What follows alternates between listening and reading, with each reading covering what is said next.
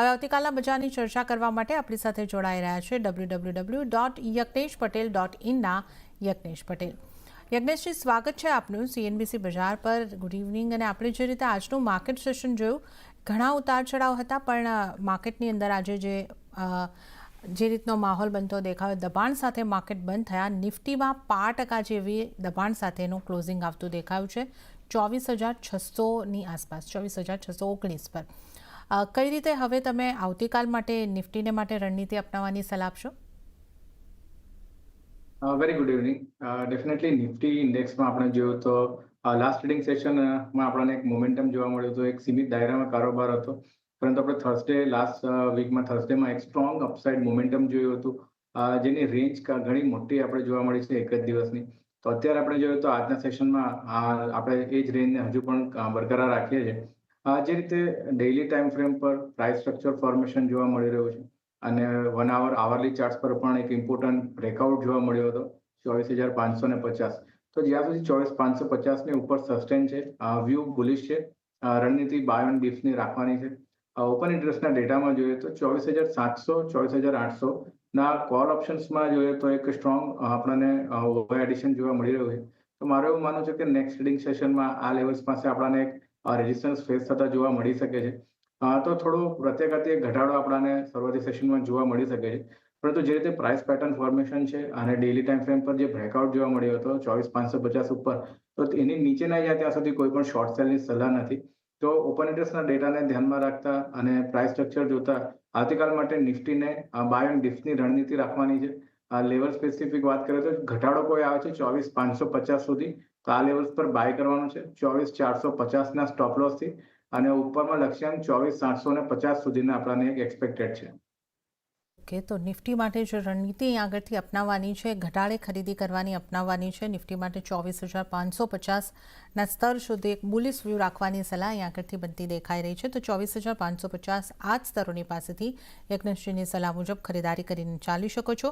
24,450નો stop loss રાખવાનો રહેશે, અને 24,850ના ટાર્ગેટ તમને નિફ્ટીમાં બનતા દેખાઈ શકે છે. તો આ નિફ્ટીની સ્ટ્રેટેજીની તો આપણે અહીં આગળથી વાત કરી.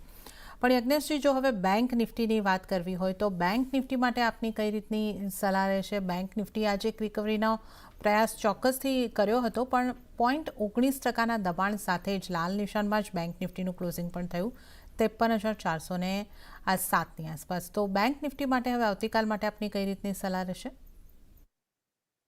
જે બેંક નિફ્ટીમાં આપણે જોઈએ તો એક ઇમ્પોર્ટન્ટ રેઝિસ્ટન્સ ફોર્મેશન જોવા મળી રહ્યું છે 53,800 53,900. આ લેવલ્સ પર આપણે જોઈએ તો છેલ્લા 2 ટ્રેડિંગ સેશન્સથી આપણે આ લેવલ્સ પાસે હાઈ પોસ્ટ કર્યા છે, અને ત્યારબાદ આપણા ઇન્ટ્રાડે બેસિસ પર વેચવાલી જોવા મળી છે. હવે આમાં આપણે જોઈએ તો ઇમ્પોર્ટન્ટ જે સપ્ટેમ્બર મહિનાના એન્ડમાં જે ટોપ ફોર્મ થયું હતું, ત્યારબાદ એક ગેપ ડાઉન ઓપનિંગ જોઈ હતી આપણે. એક ગેપનો એક રેઝિસ્ટન્સ બેંક નિફ્ટીની અંદર જોવા મળી રહ્યો છે, અને એ પણ કમ્બાઈન થઈ રહ્યો છે 23,900 53,900 53,800ની રેન્જમાં છે. તો વ્યૂ બુલિશ છે, પરંતુ 53,800ની ઉપર બ્રેકઆઉટ થાય છે ત્યારબાદ એક ફ્રેશ અપ્રોચ લેવો જોઈએ અપસાઇડ. અને જે રીતે આપણે જોયું તો 52,550 500 પાસે જે બ્રેકઆઉટ જોયો હતો, એક સ્ટ્રોંગ બ્રેકઆઉટ હતો. તો મારું એવું માનવું છે કે બેંક નિફ્ટીની અંદર અત્યારે નો ટ્રેડિંગ ઝોન છે, પરંતુ નીચે અગર ઘટાડો આવે છે તો બાઇંગ માટે ડેફિનેટલી અપ્રોચ રાખવો જોઈએ. હાલ પૂરતું અવોઇડ કરવું જોઈએ, બાય ઓન ડિપ્સની રણનીતિ રાખવી જોઈએ.